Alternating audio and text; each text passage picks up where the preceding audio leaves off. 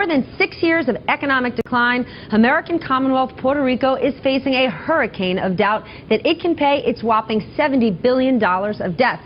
Just a few days ago, the news got even worse, a projection that this year would mark the first year of economic growth since 2006.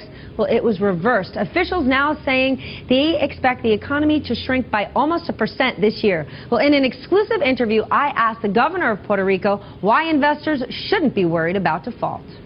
There's two things that anyone can understand. We have been through rough water, but more because of lack of knowledge of the reality of Puerto Rico. Puerto Rico cannot default. For two main reasons. Hold on a second. Why can Puerto Rico not default? Municipal bond analysts say you have $70 billion worth of debt and no natural resources to really repay that tourism. That's all PR's got. No. Let me go there. First, our Constitution, different to any other constitution in the United States, says that debt have rank #1 at the time to pay. So I should, prior to default, we never default in the past. We will never do it in the future. Prior to default, will be needed to close the government. So it's impossible. It's fiscally impossible. Second, first is a constitutional obligation, and second is a moral obligation. I will pay all the debts, and Puerto Rico, I have to say, Puerto Rico per square mile is the #1 place in the world on the pharma industry.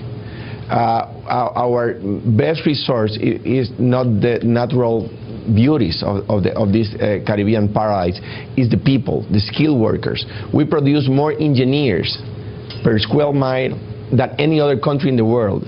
Are you asking the President of the United States or the Treasury Department for aid?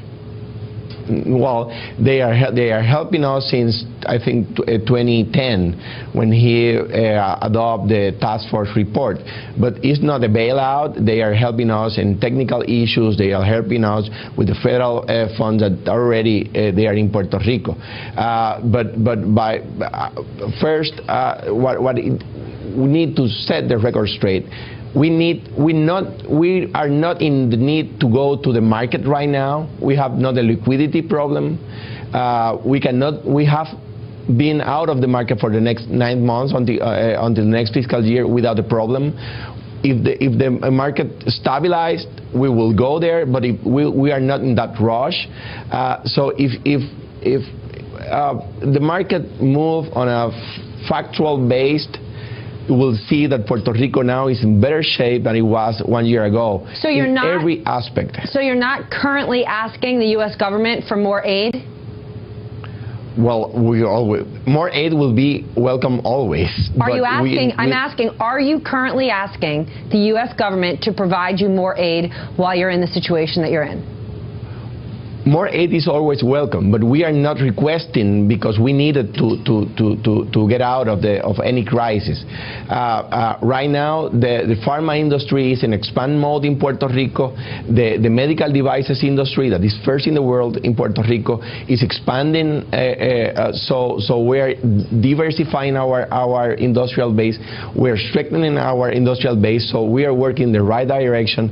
And again, if it's factual based, not hard feeling based, the market will see that Puerto Rico is now in the right direction. There's nothing to worry right now. We are paying our debts, and we will keep paying our debts. More aid is welcome. Eric, they've got $70 billion in debt. Remember, Argentina was at $90 billion, Russia $110 when they defaulted. So while he says it goes against our Constitution, we simply cannot default, a lot of people are saying they're not so sure. The only thing they've got is tourism. But for the moment, I get the sense that people approve of what the government is doing, the reforms that they're undertaking. The problem is that they've effectively been priced out of the muni market and can't borrow. He says they don't need to borrow for 9 months. They could last that long. Indeed. And then what? We also talked about Law 20 and 22, these laws that they are trying to use to attract people like John Paulson to set up shop there. Remember, last week we reported that Paulson, in addition to buying the resort in Puerto Rico, is going to be making more real estate investments. They're going to be announced early next year. But I said to him, tell us more about JP's big move and other guys going down there. Here's what he said. what they are seeing in Puerto Rico, what John Paulson is seeing in Puerto Rico, what Nick Poultry, what they are seeing in Puerto Rico, that they are investing so much money down there. If there's something to worry, people like Poultry, people like Paulson, companies like Amgen or Abbott or GE or J&J or Eaton or General Electric, what they are doing, what they are expanding their presence in Puerto Rico, is just an example of what is really happening down there.